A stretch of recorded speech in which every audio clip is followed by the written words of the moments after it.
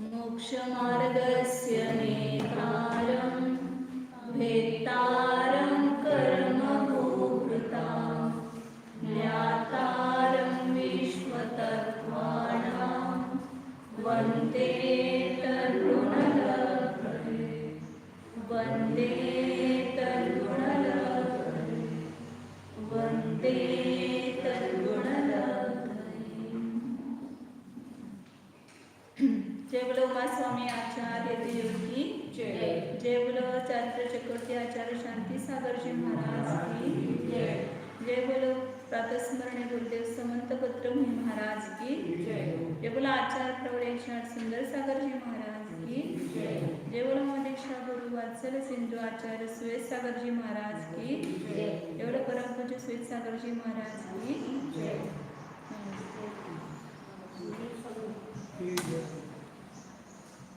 श्री उमा स्वामी आचार्य रचित तत्वार्थ सूत्र ग्रंथ है, 7वां अध्याय है। आपने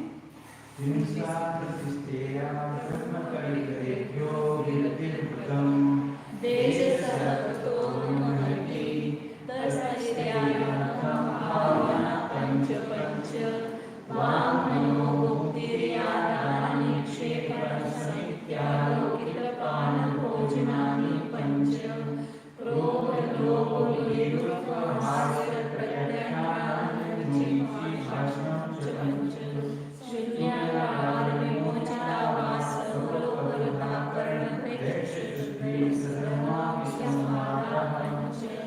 स्त्री राग कथा श्रवण कर्म मनोहरान निरीक्षण पूर्वनाम स्मरण श्रेष्ठ शरीर संस्कार त्यागा पंच मनोज्ञान मनोज्ञेन्द्रिय विषय राग द्वेष वर्जनानि पंच हिंसा निश्चय मुद्रा माया दर्शनम दुःखमेव वा मयि प्रमोद कारुण्य मार्गस्थानि च सत्वगुणाधिक क्लिश्यमाना विनयेषु जगत्काय स्वभाव वा संवेग वैराग्यार्थं प्रमत्तयोगात् प्राणव्यवरोहणं हिंसा असद्विदानमनृतम् अदत्तादानं स्त्रियं मैथुनमप्रगृह्ण भूषा परिग्रह निशल्यो रति अगारिणश्च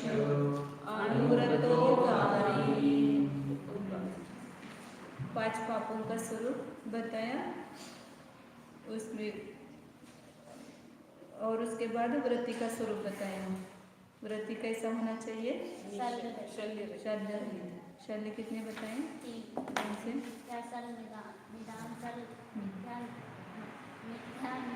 पहले माया बोलेंगे। माया माया माया मतलब मायाचार, कपट करना, कपट करना, अंदर एक होना और बाहर एक दिखाना।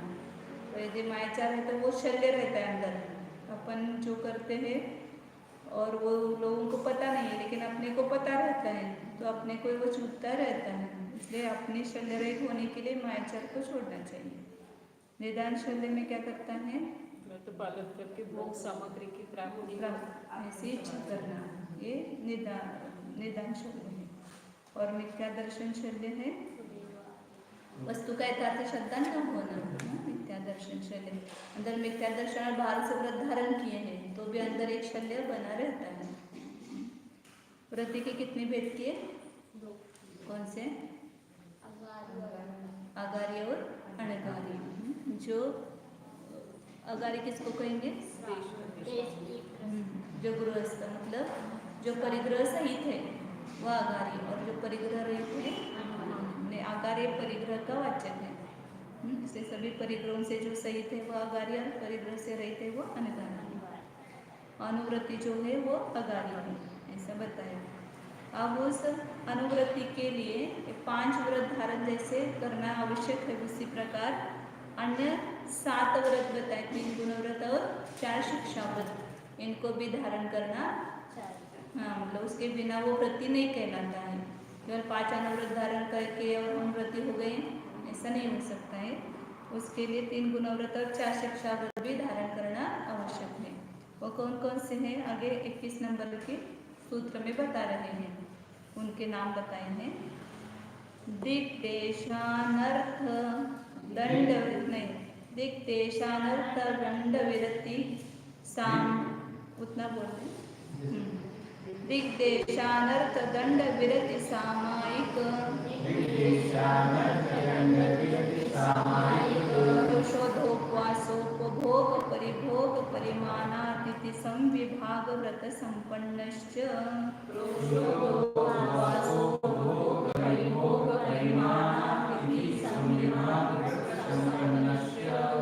पूरा एक बार बोलेंगे। सामायिक दंड विरति सामायिक प्रोषोपासोभोग परिभोग परिमाणातिथि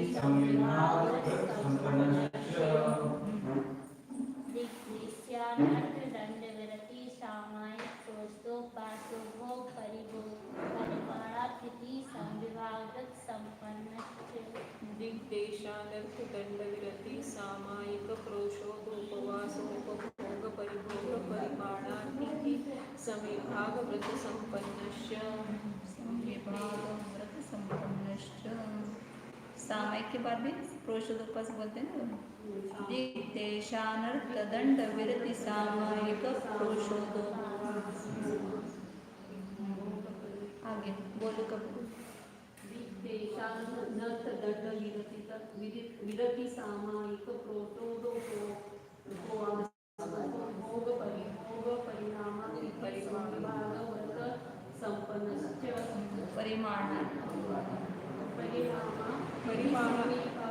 व्रत संपन्नश्च।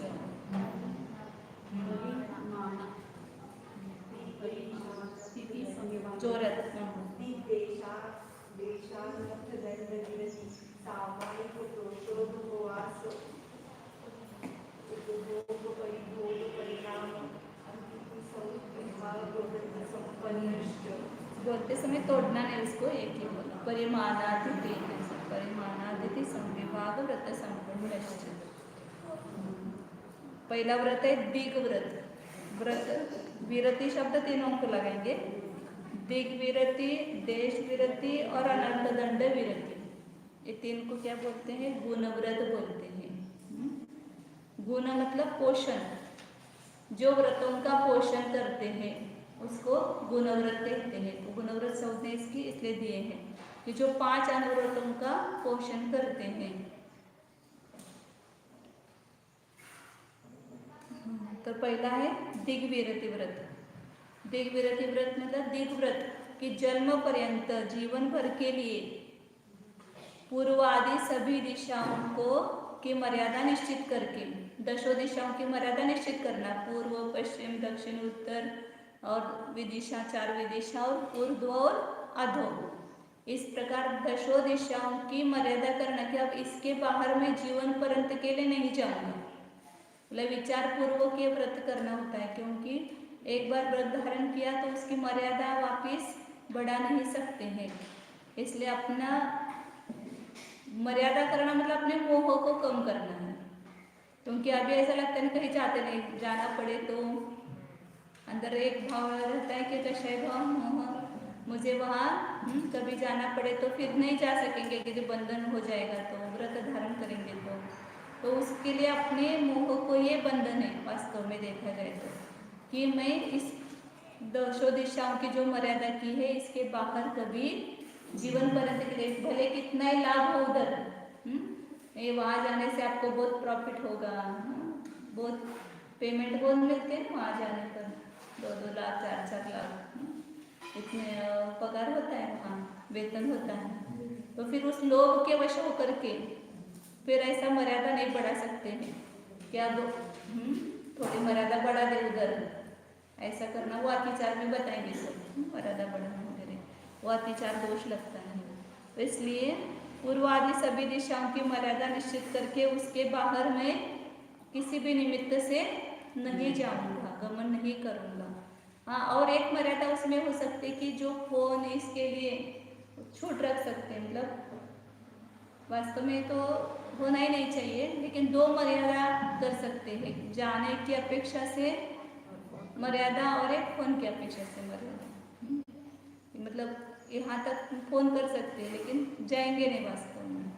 वास्तव में तो ये फ़ोन वगैरह सब अभी आ गए, तो इसलिए ये सब प्रॉब्लम्स अभी आ गए हैं। पहले जब रचनाएं हुई थी तब इस प्रकार की कोई था ही नहीं। तो दशों की मर्यादा करके उसके बाहर जाना ही नहीं, ना उधर का कुछ भी माल भी नहीं खरीदी करना वहाँ का, इतना मतलब ये होता है। लेकिन अभी कुछ रहा नहीं, सब मिक्स हो गए, वहाँ पता ही नहीं चलता कि कहाँ का ये माल है वगैरह। तो दशों दिशाओं की मर्यादा करके जीवन भर के लिए ये नियम लेना। ये क्यों करना व्रत ऐसे? तो उस मर्यादा के बाहर जो भी पाप होगा वो मन वचन का एक कृतकार्यता से छोड़ा उसको, तो फिर उस मर्यादा के बाहर जो भी होगा उसका पाप अपने को नहीं लगेगा। मतलब हमने यदि त्याग नहीं किया है तो जो भी वहाँ पर समझो रोड बनता है या सार्वजनिक जो भी कार्य बनता है उसमें अपना विभाग हो जाता है, मतलब उसका पाप का अपन भागीदारी हो जाते हैं, क्योंकि उसका हम उपयोग करते हैं। जैसे अभी रोड बना रहे हैं, उस पर हम आएंगे जाएंगे, तो उसके लिए हम भी उसके भागीदार बन जाते हैं। और जो भी हिंसा अधिक दोष है वो उसके मर्यादा के बाहर स्थावरी जीवों की भी हिंसा का त्याग हो जाएगा और त्रस जीवों की हिंसा का भी त्याग हो जाएगा। इसलिए उस अपेक्षा से महाव्रत कहा है उसको। मतलब मर्यादा के बाहर स्थावर त्रस सब प्रकार के जीवों की हिंसा का त्याग हो गया, सब प्रकार के पाप का त्याग हो गया, तो उस अपेक्षा से वह महाव्रत संज्ञा को प्राप्त होता है। इसलिए ये व्रत धारण करना चाहिए। ये करने से जो अनावश्यक अपनी हिंसा है उससे हम बच सकते हैं। करते तो है नहीं लेकिन लग रहा है पाप, तो यदि मर्यादा करेंगे तो पाप नहीं लगेगा। यदि मर्यादा नहीं की है तो सभी प्रकार का पाप लग रहा है।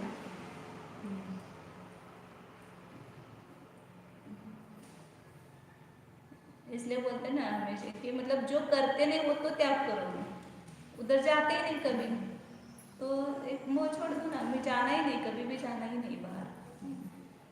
मुझे व्रत लेते समय भी 2 दिन मुझे दिए थे माता जी ने, प्रशांत माता जी। सोचो पहले आप लेने के पहले कि कितना आपको रखना है।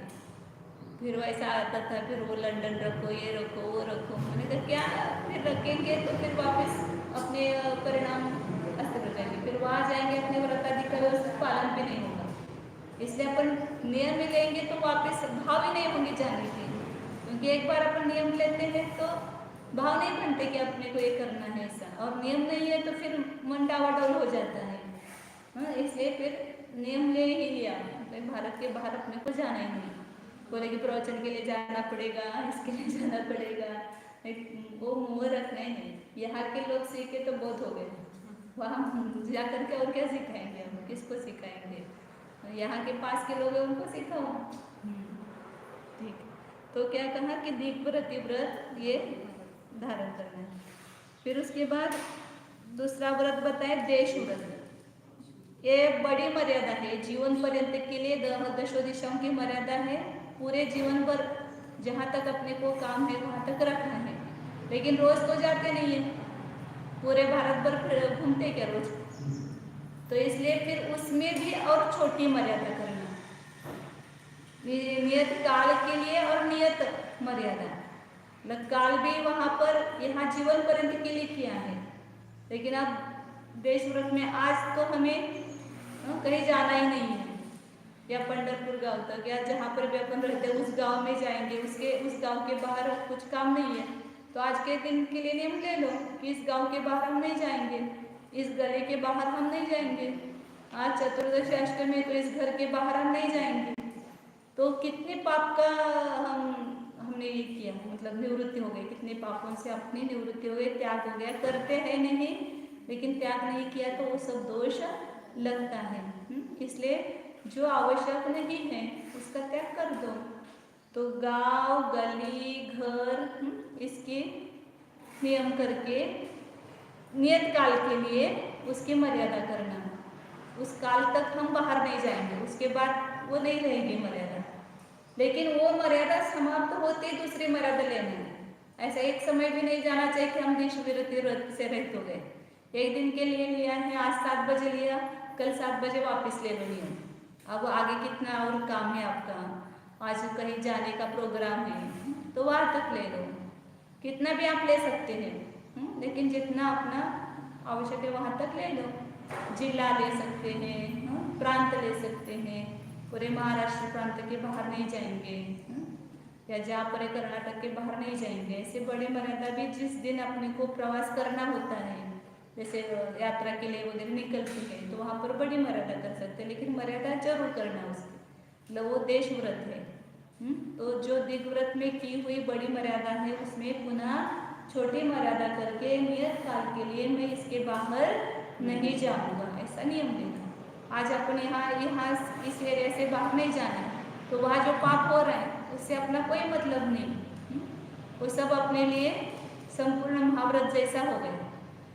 मर्यादा के बाहर के पाप का त्याग हो जाने से ये व्रत अपना महाव्रत जैसा हो जाता है, इसलिए यह व्रत धारण करना चाहिए।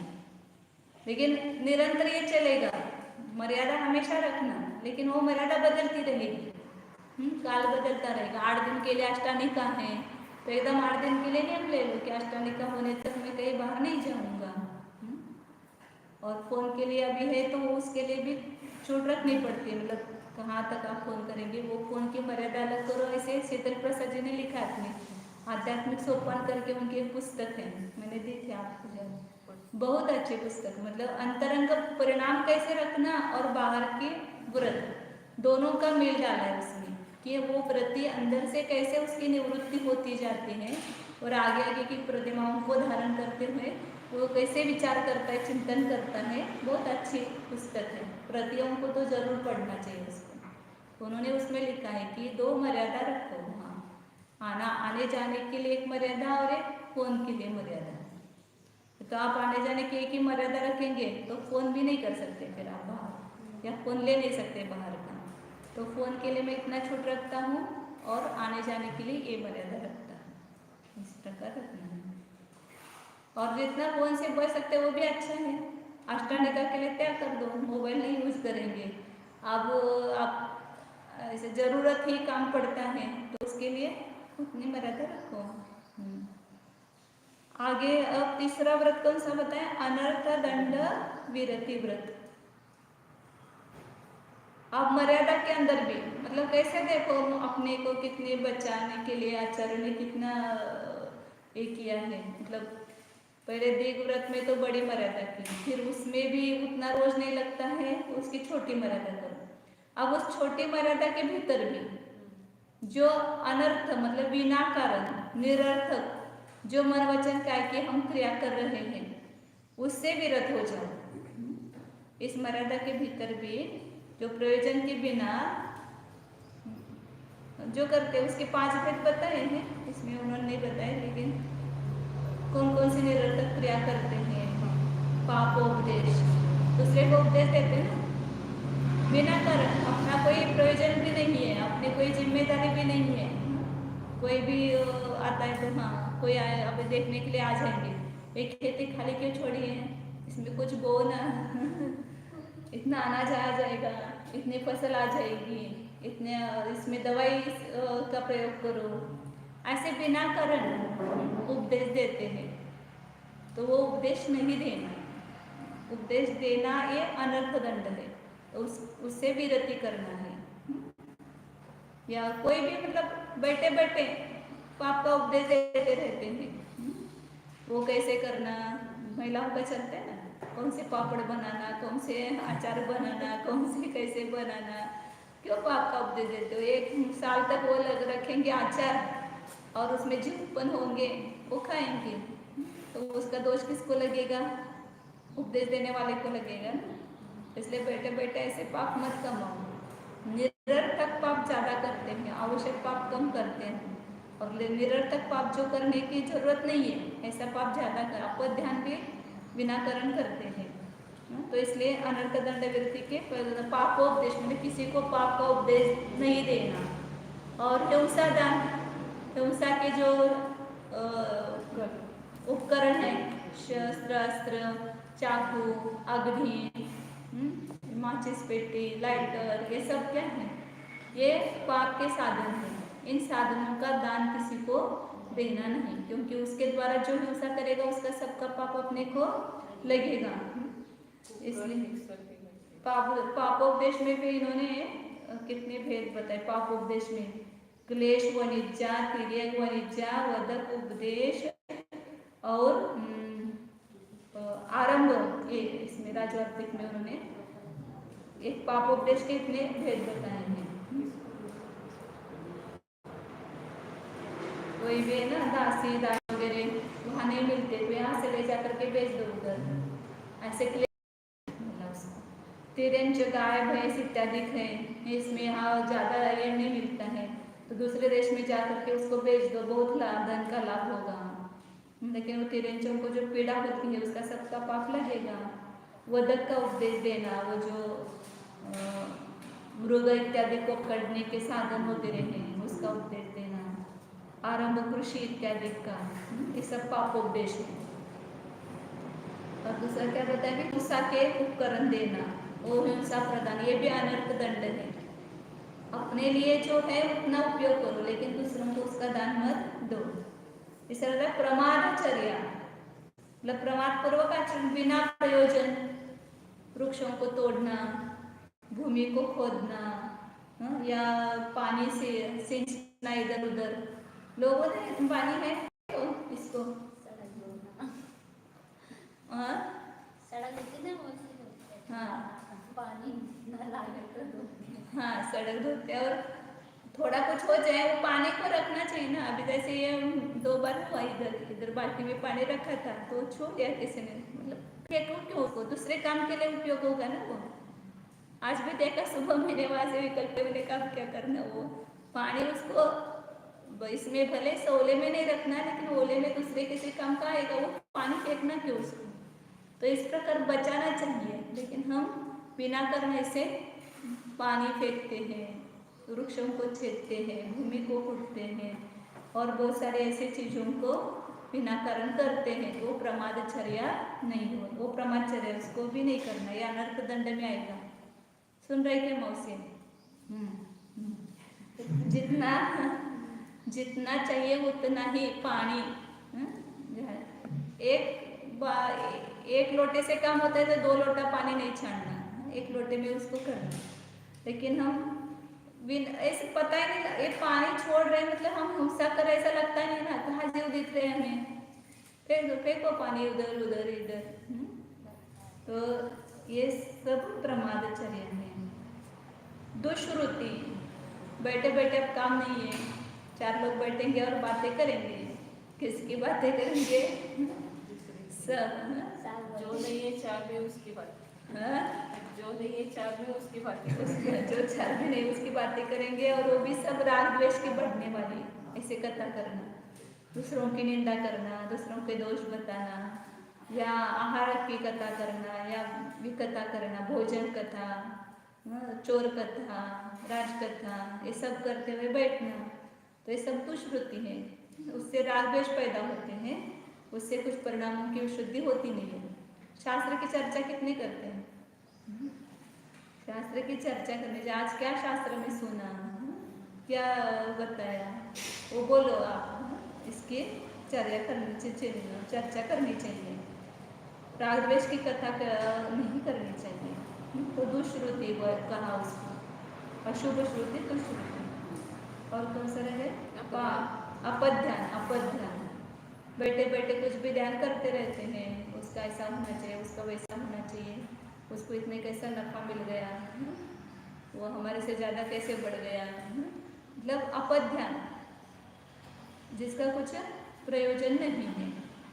तो ऐसे ध्यान भी नहीं करना चाहिए, दुष्ट ध्यान नहीं करना चाहिए, दूसरे का हार जीत वगैरह का। तो टीवी देखते रहते हैं और वहाँ चलती रहती लड़ाई या ये, और हम यहाँ बैठे बैठे नहीं, भारत को जीतना चाहिए, पाकिस्तान हारना चाहिए, इसको हारना चाहिए, इसको जीतना चाहिए। क्यों चिंता कर रहे हैं? जिसको जीतना है वो जीत जाएगा, जिसको हारना है वो हार जाएगा। लेकिन आप बिना कर्म बैठे बैठे ऐसे ध्यान करते हुए पाप का बंदे क्यों करते हो? या दूसरे को कुछ आड़ोस पड़ोस के जो लोग होते हैं उनके बारे में कुछ ना कुछ आप अध्ययन करते रहते हैं। तो ये सब इससे बचना चाहिए व्रती को। व्रती ने ये अनर्थ दंड व्यक्ति व्रत लिया है, एक तो लेना है और लेने के बाद उसको ख्याल रखना है कि ये बातें अपने को नहीं करनी है। पाप का उपदेश नहीं करना है, हिंसा का दान नहीं देना, प्रमाद रूप चर्या नहीं करना, अपध्यान खोटा ध्यान नहीं करना और दुष्कृति नहीं करनी। दुष्कृति मतलब अशुभ कथाओं को नहीं सुनना। ये 3 गुणव्रत बताए। ये 3 गुणव्रतों से क्या होता है, अनुव्रतों के लिए पुष्टि मिलती है। अनुव्रत अच्छी तरह से पालन होते हैं और महाव्रत धारण करने के पुनः भाव हो जाते हैं, उससे महाव्रतों का भी पोषण होता है। अब आगे 4 शिक्षा व्रत बताए हैं जिससे मुनि बनने का शिक्षण मिलता है, उसको शिक्षा व्रत कहते हैं।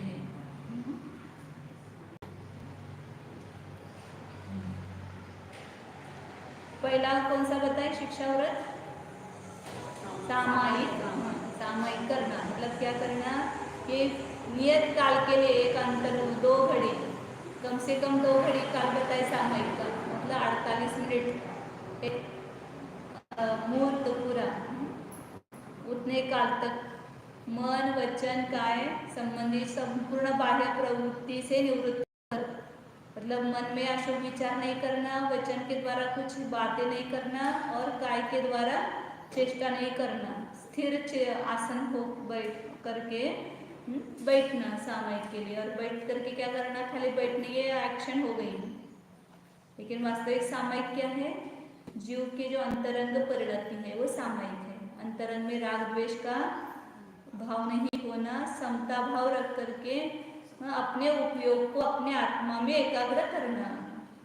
अपने आत्म स्वरूप में चिंतन में एकाग्र करते हैं तो बाहर के विकल्प नहीं आते हैं, और उपयोग को यदि खाली छोड़ेंगे तो कुछ ना कुछ विकल्प आते रहेंगे, तो सामायिक नहीं कहलाएंगे, समता भाव नहीं होगा। यदि परद्रव्य का हम ऐसा चिंतन करेंगे, राग द्वेष पूर्वक का राग द्वेष होते रहेंगे।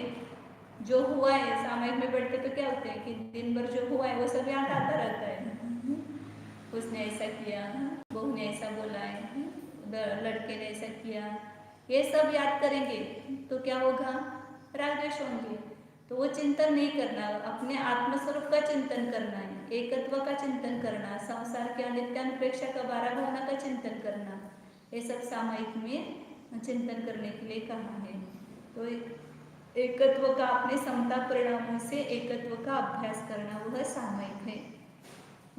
उसके लिए फिर नमोकार मंत्र का आप अवलंबन ले सकते, पंच परमेष्टि के स्वरूप का चिंतन, जगत के स्वभाव का चिंतन, शरीर के स्वभाव का चिंतन, 12 भावनाओं का चिंतन, 16 कारणों का चिंतन, ये सब भावनाएं कर सकते हैं उसमें। लेकिन वो सच्चा सामायिक क्या है कि अपने आत्म स्वरूप में जो लीनता है वो सच्चा सामायिक, निश्चय सामायिक है। और वो नहीं होता है, इसलिए इन बाकी का अवलंबन वहाँ पर लेने के लिए कहा है, लेकिन वास्तविक सामायिक वो है। सामायिक पाठ बोल दिया, एक माला जपी तो गया हमारा सामायिक। तो उतने से सामायिक नहीं होता, सामायिक के लिए अपने आत्म एकाग्रता करनी आवश्यक है।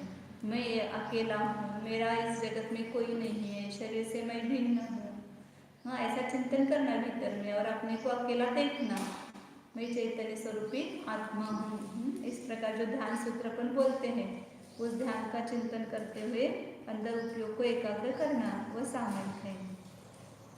सामायिक के समय, सामायिक करते समय मन वचन काय कृत कार्यता अनुमोदना से सभी पापों का त्याग करना, सर्व सावध्य का त्याग में करता हूँ। हे भगवान, आपके चरणों में मैं संपूर्ण सावध्य का त्याग करता हूँ, ऐसा नियम लेना सामायिक के समय।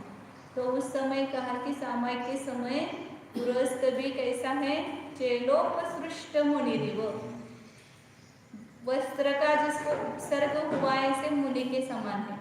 बाहर से वस्त्र पहने हैं लेकिन भीतर सभी पापों का त्याग करके अपने उपयोग को अपने आत्मा में एकाग्र किया है, तो मुनि जैसा, मुनि नहीं होता है लेकिन मुनि जैसे उसके परिणामों की विशुद्धि होती है, और अंतरंग में वह संपूर्ण पापों का त्याग करने से महाव्रती जैसा हो गया। केवल उसको क्या है, ऊपर से वस्त्र ओढ़ा और वस्त्र भी वो एक किसी ने उत्सर्ग किया, जैसे मुनिराज बैठे हैं और कोई जाकर के उनको वस्त्र लपेट दे तो वो उपसर्ग हुआ ना। मुनिराज ने स्वयं तो वस्त्र लिया नहीं, वो उपसर्ग हो गया। उसी प्रकार इस सामयिक में बैठा हुआ श्रावक जिसको वस्त्र का उपसर्ग हुआ ऐसे मुनि के समान लगता है, मतलब उस समय उसके परिणामों की ऐसी विशुद्धि होती है। इसलिए सामयिक करना चाहिए शांत चित्त से। पहले ऐसे मन को बना करके सामयिक में बैठो तो थोड़ा कुछ पुरुषार्थ हो सकता है। वो सोचा नहीं कुछ नहीं, ऐसे बैठ गए, बोलो सामयिक का टाइम हो गया, बैठ गए। पहले आप मन में निश्चित करो कि मुझे काय का चलन नहीं करना है, कोई भी वचन के द्वारा बोलना नहीं है, मौन धारण करना है और मन में किसी भी प्रकार के अशुभ द्रव्य का चिंतन नहीं करना है।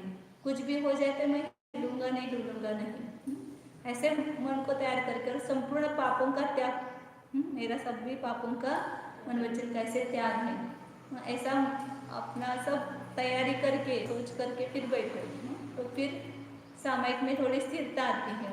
बैठने के बाद तुरंत जो भी वंदना वगैरह करने उसके बाद अपने आत्मस्वरूप का चिंतन करो, परद्रव्य से भिन्नत्व की भावना भाव।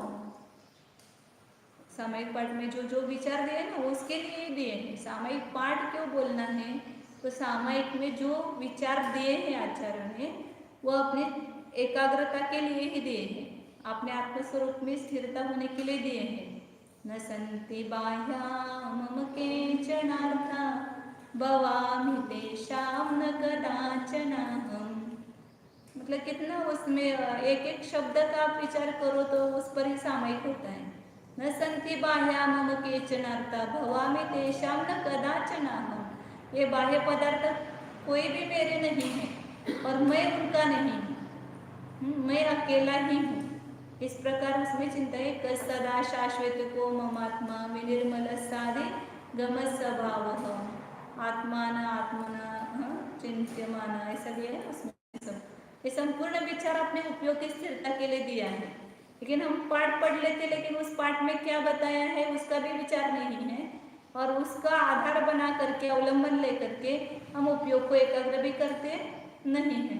तो इसलिए केवल पाठ नहीं बोलना, उस पाठ में जो कहा है उस अर्थ का विचार करके वैसा चिंतन करना तो सामयिक होगी अच्छी।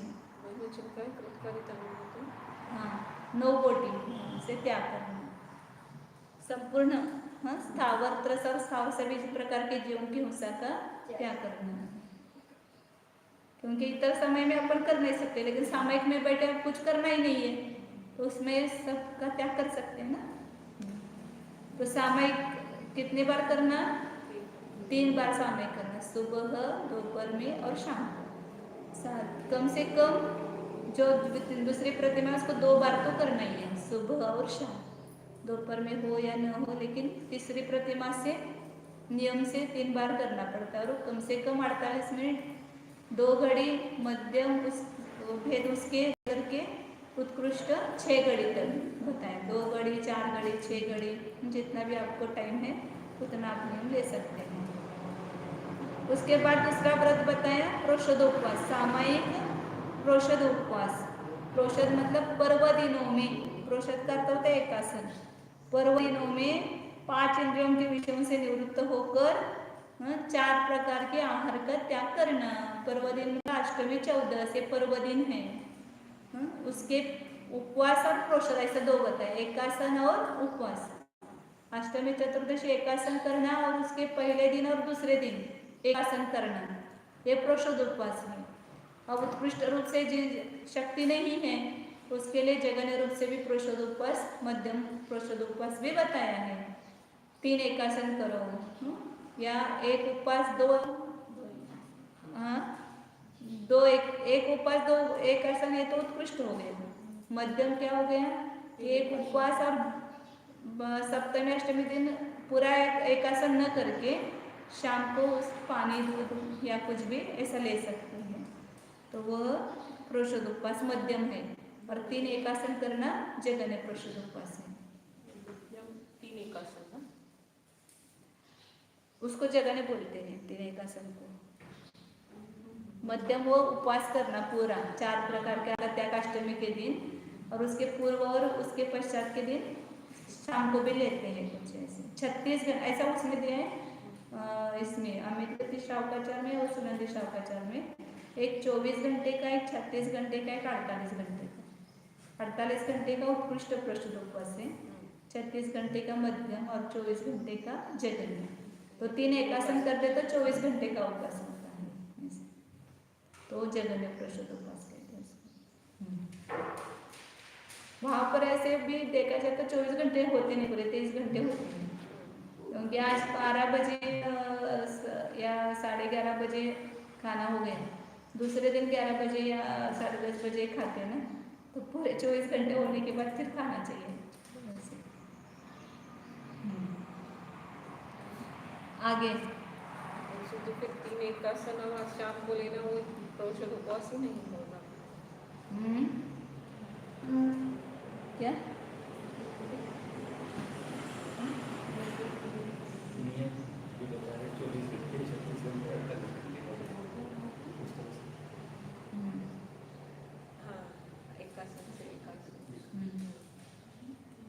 क्या है, जीवों की शक्ति क्षीण हुई है, इस कारण इतने नहीं है उत्कृष्ट शक्ति, तो जगन्य रूप से करो। आगे प्रशुद्ध उपवास बताए, और प्रशुद्ध उपवास करके फिर उसके भी सब विधि बताइए। रत्नाकर श्रावकाचार पढ़ेंगे तो उसमें विस्तार से सब बताएंगे कि क्या क्या करना। सप्तमी के दिन एकासन होने के बाद फिर नियम ले लेना, फिर उसके बाद पूरे अपना उपयोग स्वाध्याय और ध्यान में ही लगाना, बाकी शरीर के संस्कार या बाहर का व्यापार ये सब का त्याग करना। इस प्रकार स्नान नहीं करना, सुगंध नहीं लगाना, जो भी अत्तर वगैरह जो लगाते, माला आभूषण ये कुछ नहीं पहनना, सफ़ेद साड़ी पहन करके अपना काल बिताना। इस प्रकार स्नान भी नहीं करने का निषेध किया ऐसे प्रशुद्ध उपवास में। लेकिन आप सब व्रत धारण करते तो उसके लिए पूजा करना इसलिए करते तो बहुत कम पानी से केवल शुद्धि मात्र करो और ये करो।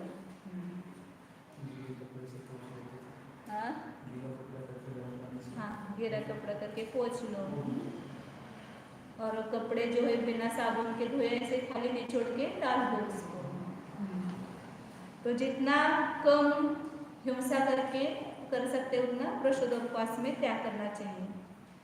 फिर उसके बाद कौन सा बताया, भोग उपभोग परिभोग परिमाण व्रत। उपभोग और परिभोग भी बोलते हैं, भोग उपभोग ऐसा भी बोलते हैं। जब उपभोग और परिभोग करेंगे तो उपभोग मतलब जो एक बार में भोजन, एक बार ही जिसका भोग किया जाता है, वापस पुनः उसका भोग नहीं किया जाता है, उसको उपभोग बोलेंगे। भोजन है, पानी है, माला है, अत्तर वगैरह जो लगाते हैं, साबुन वगैरह जो, साबुन मतलब साबुन तो यूज नहीं करना चाहिए, जो अशुद्ध है वो उसका उपयोग ही नहीं करना चाहिए। ये उपभोग है। और सब बिछोना, चारपाई है, वस्त्राभूषण है, ये सब परिभोग है। इनका परिमाण करना मतलब परिग्रह परिमाण में आपने बड़ा परिमाण किया है, उतना रोज नहीं पहनते हैं। जैसे 50 तोला सोना रखा है, वो कुछ रोज पहनते नहीं है, लेकिन आज मैं इतना ही सोना पहनूंगी, 1 तोला 2 तोला से ज़्यादा नहीं पहनूंगी। एक वस्त्र साड़ी दिन भर में एक ही साड़ी पहनूंगी या 2 साड़ी पहनूंगी, उससे ज़्यादा साड़ी नहीं पहनूंगी, ऐसा नियम लेना उस दिन। अष्टमी 14 वगैरह 2 जोड़ी कपड़े से ज़्यादा जोड़ी कपड़े नहीं करेंगे, इतना ही बिछुना इस लेंगे, इतना ही संस्कार मतलब अच्छा क्या बोलते हैं पांगुरन के लिए ओढ़ने का, इतना ही ओढ़ने का लेंगे। इस प्रकार उसका नियम करना। वस्त्र आभूषण या और भी जो उपयोग में लेते हैं अपन वस्तुएं, उसका भी परिमाण करना कि उस दिन इतना ही करेंगे। तो इस प्रकार रोज का रोज वो परिमाण भी रोज का रोज या कुछ दिन के लिए, जैसे देश व्रत लेते वैसा नियम लेना। आज सब्जी कितनी खाएंगे, आज सचेत वस्तु 10 ही खाएंगे, उससे ज़्यादा नहीं खाएंगे। अनाज 6 लेंगे या 10 लेंगे, जितना भी आपको रखना है उतने, इतने ही ड्राई फ्रूट्स खाएंगे। तो भोजन का और पानी का नियम करना, और इसका वस्त्र आभूषण इत्यादि का इसको बोलते हैं भोग उपभोग परिमाण या उपभोग परिभोग। भोग उपभोग जब बोलते तब जिसको अभी उपभोग का है वो भोग करेंगे, और उपभोग मतलब पुनः पुनः जिसका उपयोग किया जाता है, एक ही साड़ी वही वही पहनते ना अपन, तो उपभोग कही जाएगी। लेकिन जहाँ पर उपभोग परिभोग लिखा है, यहाँ पर उपभोग परिभोग लिखा है, तो उपभोग का अर्थ एक बार भोगी जाने वाली वस्तु लेना, और परिभोग मतलब जिसका पुनः पुनः उपयोग करते वो लेना। ऐसे अलग अलग जगह इसमें रत्न शाकाचार में भोग उपभोग परिमाण कहाँ है और यहाँ उपभोग परिभोग परिमाण कहाँ है, तो वहाँ वैसा अर्थ करना। ये व्रत भी सब जीवन भर के करना, करते ही रहना। आज बदल दिया, फिर कल आज 2 ही साड़ी पहनेंगे, कल ज़्यादा साड़ी का काम है तो 3 साड़ी रखेंगे ऐसे। लेकिन जितनी आवश्यकता है उसको रख करके बाकी का त्याग करना। मतलब आपके पास 200 साड़ी है, लेकिन आपने आज नियम लिखा मैं 3 साड़ी से ज़्यादा नहीं पहनूंगी, तो उतनी सब साड़ी का क्या हो गया, आपको त्याग हो गया। इसके प्रति पहनने के भाव भी नहीं होंगे आपको। तो अपनी इच्छाओं को सीमित मर्यादित करने के लिए सब नियम है।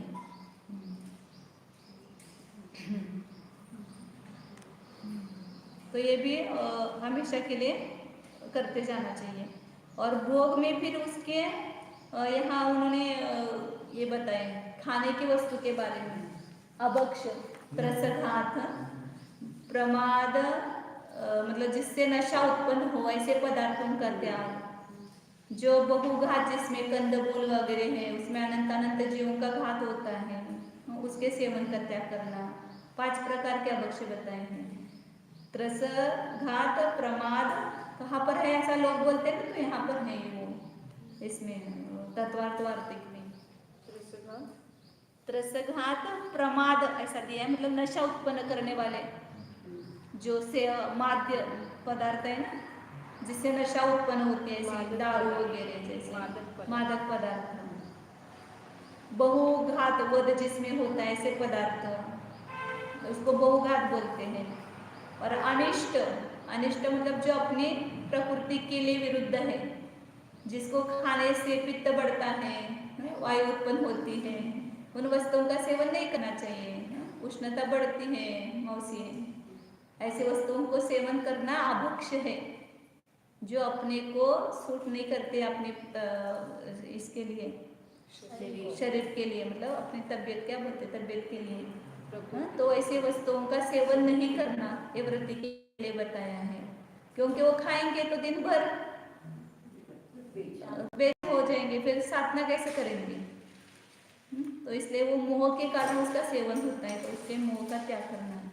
तो अनिष्ट वस्तु और अनुपसेव्य, जिसका सेवन करना लोक में अच्छा नहीं माना जाता है, जैसे बोलते ना शिवांबु पियो और निरोगी बनो, मूत्र आदि का सेवन करना बहुत, उसके ये भी चले अभी हॉस्पिटल भी है, खाली शिवांबु का ही प्रयोग करते, उसका ही सलाइन, उसका ही लेप करना, उसका ही पीने के लिए देना, पूरे सभी ट्रीटमेंट उसकी ही चलती है, उसकी पट्टियाँ लगाना वगैरह सब, तो अनुपसेव्य में आ जाएगा। हाँ, खून की भी चलती है।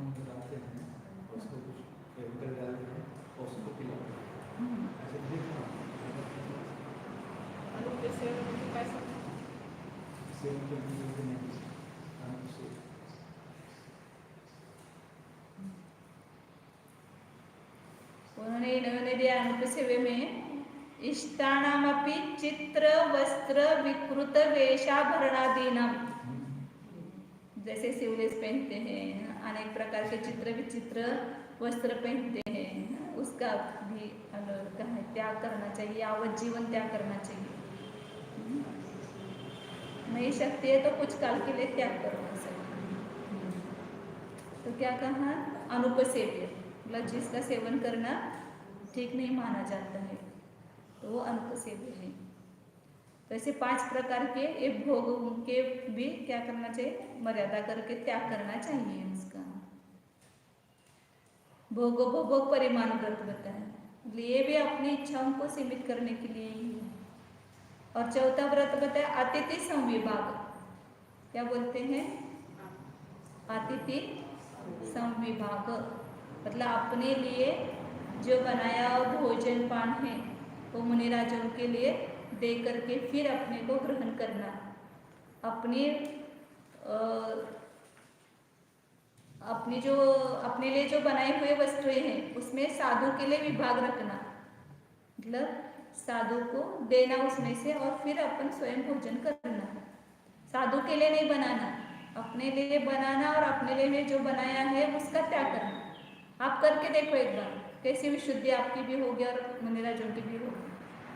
आप मुनिराजों के लिए बनाते हैं तो उसको देने में आपको हिचकिचाते नहीं है, लेकिन अपने लिए जो भी बनाई हुई चीज है उसको देने में अपना ज्यादा त्याग होता है।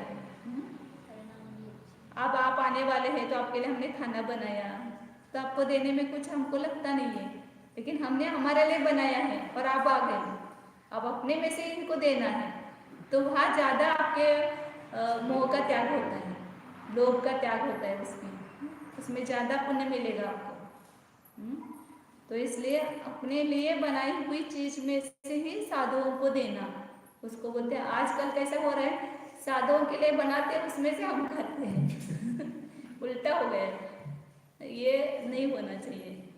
बनाते समय ऐसा सोचो कि अपने लिए बना रहे हैं, हाँ साधु आएंगे तो हम इसमें से उनको देंगे आहार, उनको दे बिना नहीं खाएंगे, ऐसे भाव रखो, लेकिन उनके लिए मत बनाओ।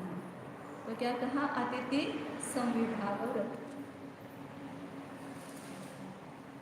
ये चारों भी शिक्षा व्रत जो है टाइम हो तो इसमें से त्याग धर्म की शिक्षा मिलती है। चार व्रतों से अपने को सामायिक में एकाग्रता करने की, भोग परिमाण में अपने को सीमित ही वस्तु रखने की, और प्रशुद्ध उपवास में भी एक आसन करने की। जो प्रशुद्ध उपवास करने की आदत लग जाए तो ऐसा लगता है कि नहीं अब दीक्षा लेना सरल है, कुछ भी नहीं कठिन है, ऐसा लगने लगता है। तो इस मुनि बनने का शिक्षण मिलता है उसमें से, इसलिए ये सब विचार पूर्वक रखे गए हैं, इसलिए इसको शिक्षा व्रत कहते हैं। 3 गुणव्रत और 4 शिक्षा व्रत। इसका इस प्रकार 12 व्रत हो गए श्रावक के, 5 अनुव्रत, 3 गुणव्रत और 4 शिक्षा।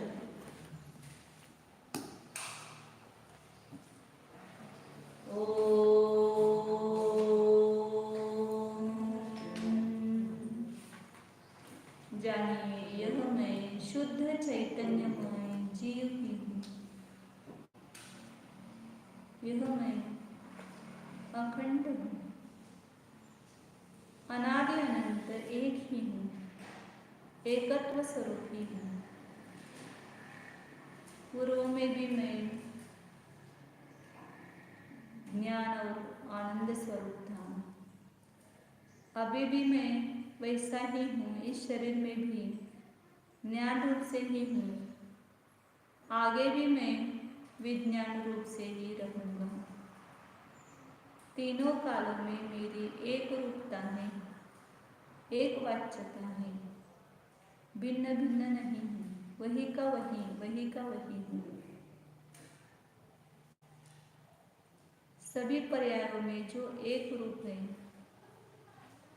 उससे में अपनत्व स्थापन कीजिए।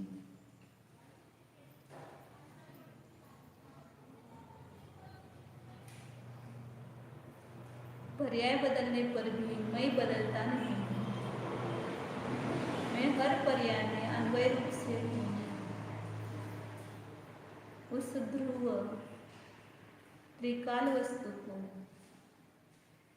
मैं रूप से अनुभव कीजिए। यह मैं हूँ, ये बदलने वाली वस्तु मैं नहीं हूँ, पर्याय मात्र तत्व मैं नहीं हूँ, मैं द्रव्य गुण पर्यायात्मक एक वस्तु विशेष हूँ।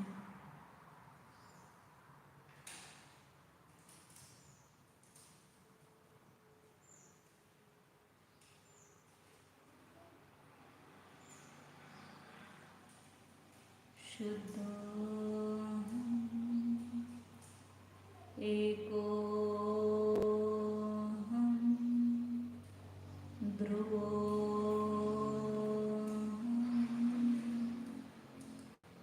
ॐ